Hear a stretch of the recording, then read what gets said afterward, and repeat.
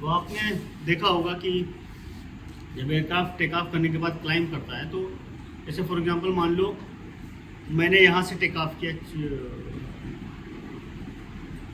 मान लो चेन्नई एयरपोर्ट से take off किए। अब टेक ऑफ करने के बाद आपको हो सकता है कि उस साइड जाना हो, आपको नॉर्थ साइड, तो आपको पूरा टर्न लेना पड़ेगा, राइट। मान लो कि ये चेन्नई एयरपोर्ट है और ये मान लो दिल्ली समवेयर गया फॉर एग्जाम्पल, आपने ऐसे टेक ऑफ किया, ठीक है। अब आपको पूरा टर्न लेना पड़ेगा इसकी तरफ जाने के लिए। You to take the turn approximately 180 degree to point out in that direction.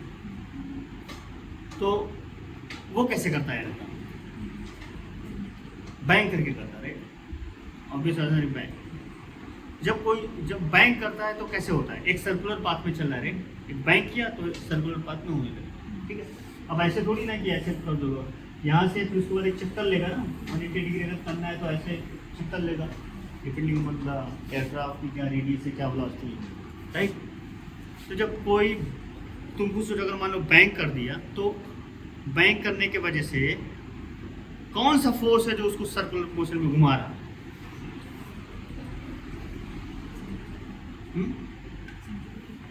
हाँ, ठीक है। तो क्या होता है, centimeter M V square by R, right, and acceleration is V square by R. तो आ गया ना एक्सेलरेशन, एक्सेलरेटेड फ्लाइट हुई कि नहीं, ठीक है। अब सिंपल देखो, सबसे पहले you draw the simple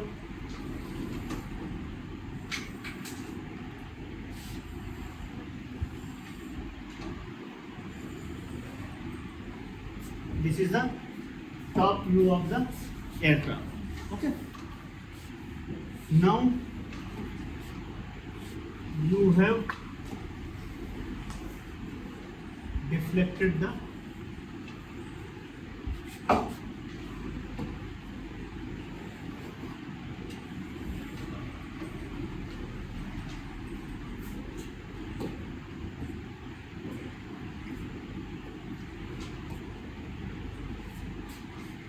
now you have deflected the wing. My wing was that, so you have to bang. So I can bang like this, and I will tell you later that for a banking you have to deflect the aileron this side down to increase the lift, and this side aileron should be up to decrease the lift. So here the lift will be at this wing L plus delta L, and here same amount L minus delta L, decreased by delta L, okay. Then you will bang like this. Everything is clear, right? That is how it is happening here. Now, what I can do here, since I am banking this direction, right? So now my initial weight, my weight direction will always act downward, right? Independent of whatever the orientation aircraft has. Now, but the lift vector, for example, like initially your lift vector was in this direction, right? Now your lift vector is got tilted with the amount of bank, with the amount of bank, okay. Now, so one force is what? One force is L cos phi, and what will be the second force? L sin phi. L sin phi, right? So now you balance the force. So L cos phi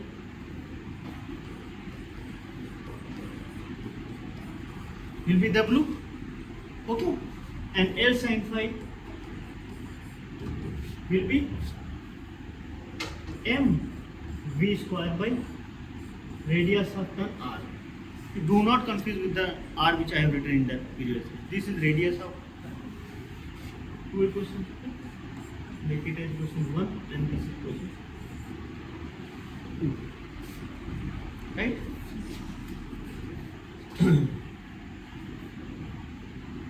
Now you divide this equation, you will get tan phi equal to, or take equation 1,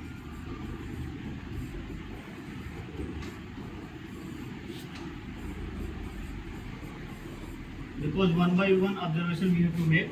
So L by W is nothing but 1 upon cos phi. L by W is what? N, right? So 1 upon cos phi.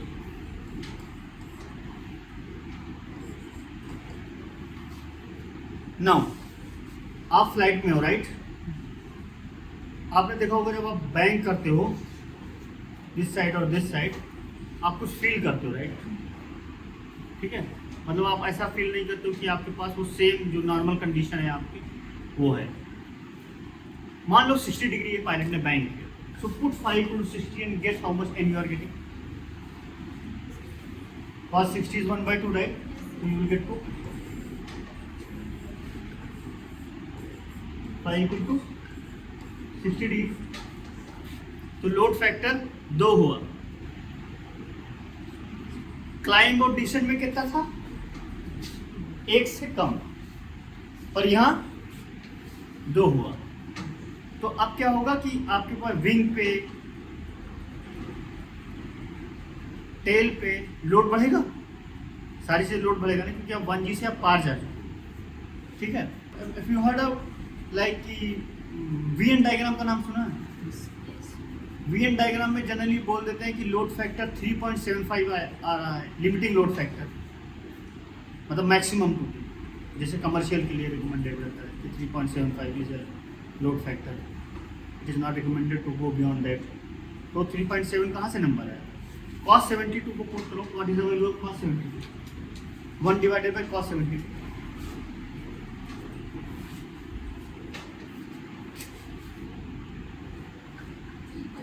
3.2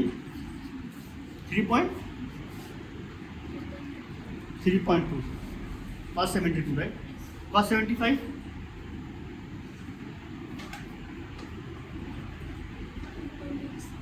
3.86, right? तो लगभग 74-75 degree. तो इसका मतलब ये कि commercial aircraft कितना bank कर सकता है?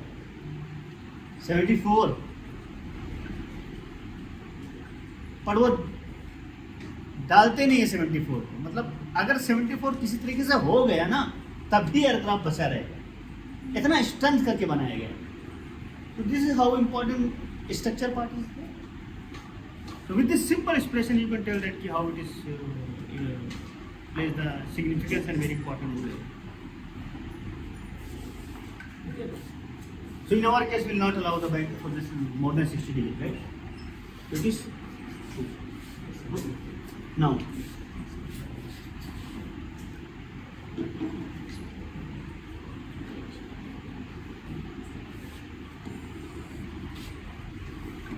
what was the second equation? L sin phi mv square by r.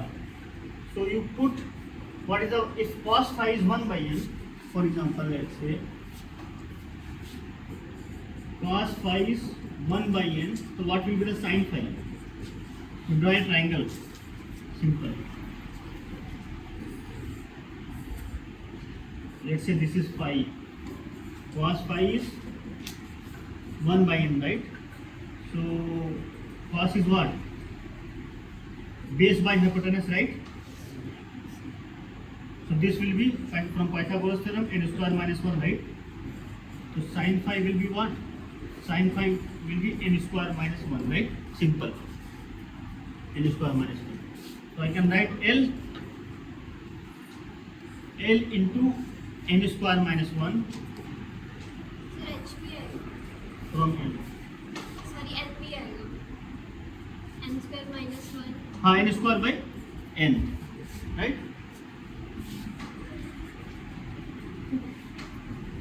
And this you may write as a W by G. Weight I can write W by G, right? Okay. So if you take W here, L by W will be N.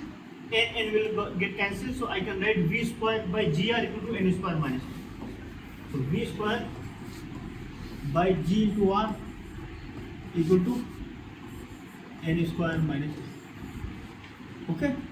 So now what will be our radius of turn? V square G under root N square minus 1.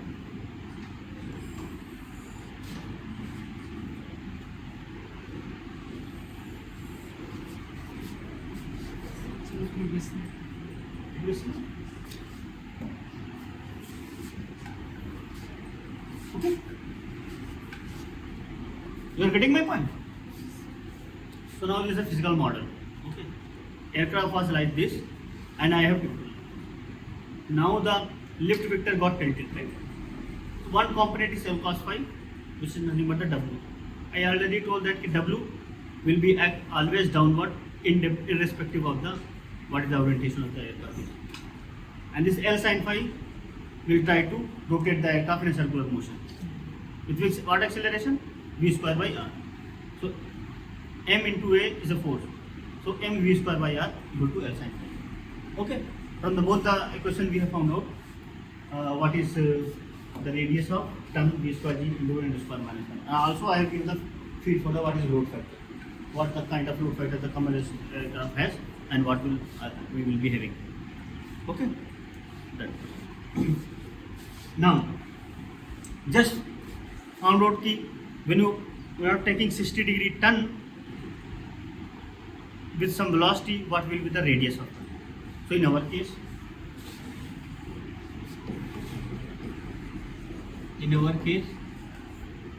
n equal to 2, phi equal to 60, right?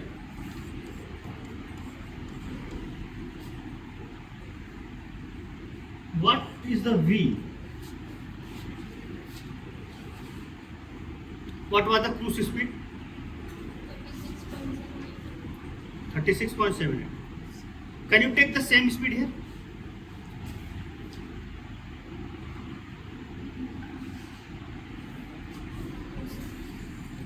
One question. If your stall speed is having or speed which you are flying having the let's say 10 meter per second and you bang the aircraft. So what will be the speed? What will be the stall speed and the second case bang? Stall speed steady state level flight में और bank में same होगी कि अलग अलग होगी? अलग अलग. किससे चेंज होगी? Simple. What is L? L equal to N W half rho V square S into C L N into half rho V square S into C L. Okay. I am flying at the same C L but here different velocity V dash. Okay. Same altitude, rho will constant. So V dash will be under root N V. That is the relation. And now we have a physical feel for the same. आपने bank किया तो lift क्या थी? Half rho square S into C L. अब lift कितने factor से decrease हो गई बैलेंस के लिए? Cos phi. कॉस फाई हमेशा 1 से कम होगा अगर आपने बैंक किया. तो किसको बढ़ाओगे ताकि वो वेट के बराबर हो जाए? या तो स्पीड बढ़ाओगे या तो सीएल बढ़ाओगे. और मैं तो बोल रहा हूँ सीएल सेम रखो तो स्पीड बढ़ जाएगी. किससे? अंडर रूट एन मल्टीप्लाई से. ये सिनेरियो बनना है यहाँ. ठीक है. तो वी हम क्या लेंगे? What was you said the cruise velocity? How much? 36.78 multiply by under root 2. How much you are getting? कितना? 52.2. 44% स्पीड बढ़ गई आपकी. 54% लिफ्ट. ठीक है. Now you calculate what is R. What is R? 52 square 9.81 4 minus 1 is simply root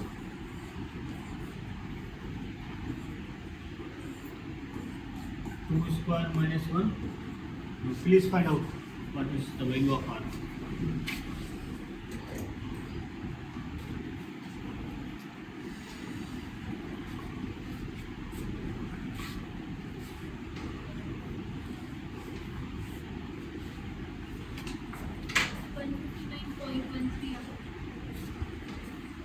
One 59.1.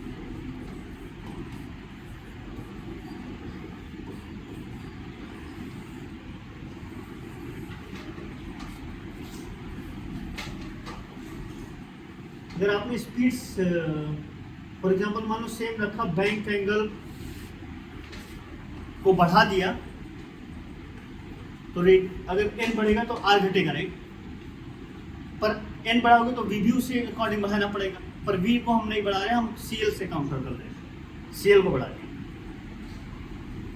somehow I am able to maintain the speed what was there in the steady state level flight. I am taking the account of cost phi part by increasing the CL.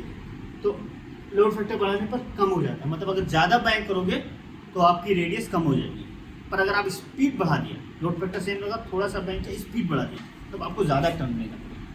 So this kind of feeling. So ये number यहाँ एक feel रहे कि मेरा aircraft ये था, अब मैंने बैंक किया, मान लीजिए मैं सर्कुलर पाथ में रहा, सेंटर ये पॉइंट है, अब ये रेडियस ऑफ टर्न जो है वो 159 मीटर है, मतलब 159 मीटर जब हम ऐसे टर्न ले रहे हैं तो 159 मीटर रेडियस का एक चक्कर लगा रहे हैं, तो ये फील होनी चाहिए। नाउ रिमेंबर हमने बैंक कैसे किया था, by deflecting the aileron down here up here, L plus delta L इधर इंक्रीज किया एलेरॉन ने, कैम्बर को चेंज करके इधर डेल्टा एल डिक्रीज, तो एक कंट्रोल सरफेस हुआ aileron.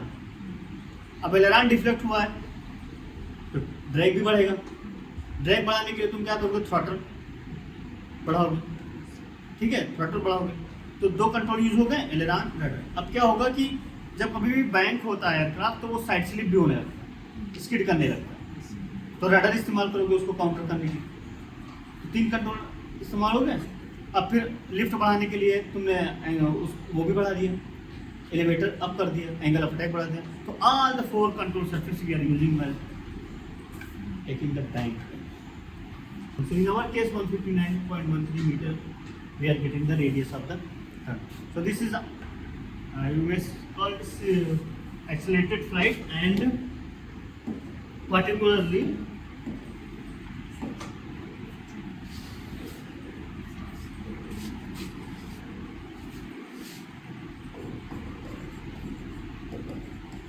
turning flight. And here be remember that you are not allowing the altitude to drop, right? And if you are not allowing the altitude to drop and your side slip angle is 0, then so this flight is called as a coordinated turn flight. Two conditions: side slip angle is 0 and you are not dropping the altitude. तो आप altitude पकड़ के रख रहे हो, इसी वजह से लोड फैक्टर 2 है। आपने जैसे अलाउ कर दिया लोड फैक्टर कम हो जाएगा, तो इसी वजह से क्या कहते हैं, अगर आप मान लीजिए काफ़ी ज़्यादा बैंक कर दिया और एयरक्राफ्ट स्टॉल हो गया, मतलब लिफ्ट चली गई, तो क्या करता है पायलट एयरक्राफ्ट को अलाउ करता है नीचे जाइए, डाइव करता है, ताकि फिर से वो एरोडायनामिक्स एक्टिवेट हो, रिगेन हो, स्टॉल को ब्रेक किया जा सके, and then finally pull up करके सेफ एग्जिट कर जाता है। एंगल ऑफ अटैक जैसे होता है ना, एंगल ऑफ अटैक क्या है, क्वाड और फ्री स्टीम वेलोसिटी के बीच का जो एंगल होता है वो एंगल ऑफ अटैक होता है। पर यहाँ जो पूरा एयरक्राफ्ट हो रहा है ना, तो जब हम एयरक्राफ्ट के केस में होते हैं तो थोड़ा डिफरेंशिएशन बदल जाती है एंगल ऑफ अटैक। आप ये समझिए, ये प्लेन है, इसमें 3 एक्सिस हैं, एक्स वाई एंड जेड। ये देखिए ऐसे करिए, X pointing this direction, Y pointing this direction, Z is this, ये आपका पॉजिटिव होगा। अब मान लीजिए विंड यहाँ से आ रही है, क्योंकि विंड तो 3D से आती है ना, जनरल कंडीशन मानो ये आ रही है। अब ये जो एंगल बनना है ना, ये एंगल एयरक्राफ्ट वेलोसिटी लो आ रही है, ये एयरक्राफ्ट वेलोसिटी मतलब एयरक्राफ्ट बढ़ रहा है आगे, विंड भी आ रही है, रिजल्टेंट ये है मान लीजिए। तो ये जो एंगल है ना, ये जो प्लेन ऑफ सिमेट्री से जो रिलेटिव एयर बना रही है एंगल, राइट, वो होता है सैक्सलिक एंगल। और जब इसका एक कंपोनेंट ये ले लेते हैं ऐसे, तो ये जो एंगल बनता है उसको बोलते हैं एंगल ऑफ अटैक। तो अब आप ऐसे सोचो,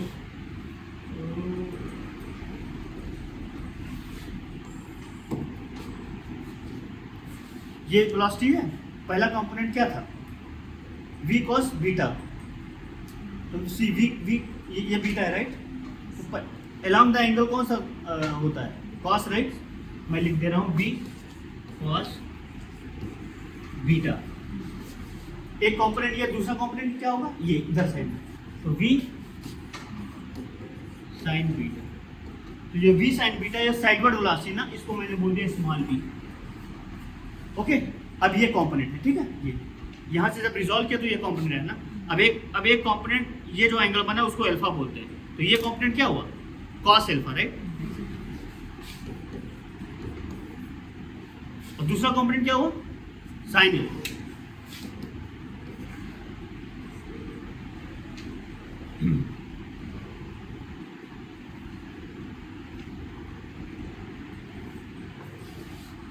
We have taken this component, okay, then v cos beta, okay। अब क्या होगा, sin अल्फा। तो ये w, ये velocity along x axis, velocity along y axis, velocity along z axis। So that is how this has been done, okay। समझ में आया कैसा है? ये चीज जनरल डिफिनेशन होती है, एयरक्राफ्ट उड़ रहा है पूरा, तो ये जो है आपका नेट रिलेटिव, ये रिलेटिव एयर वेलोसिटी है, राइट। अब ये जो प्लेन ऑफ सिमेट्री है, प्लेन ऑफ सिमेट्री मतलब इधर इस साइड का पार्ट इस साइड का सेम है एयरक्राफ्ट। अगर काटोगे इधर से ना, इस साइड का सेम रहेगा। तो ये जो बीटा है ना, अब एक प्रोजेक्शन इधर लिया तो वो पहला मैंने बोल दिया, हमने कोई नेमिंग नहीं दी, v cos बीटा ऐसे, and second one v sin beta. अब जो ये वाला कंपोनेंट, इसका भी दो कंपोनेंट होगा, एक इस साइड का, एक इस साइड का। तो वो एक इस साइड का cos अल्फा, दूसरा sin अल्फा। अब जब रिजॉल्व किया तो मैंने देखा ये जो फाइनल वेलोसिटी है वो ये आ गई, x एक्सिस u डाल दिया, y एक्सिस v डाल दिया, नीचे w डाल दिया, ठीक है। अब आ गया general definition of angle of attack और साइड स्लिप का।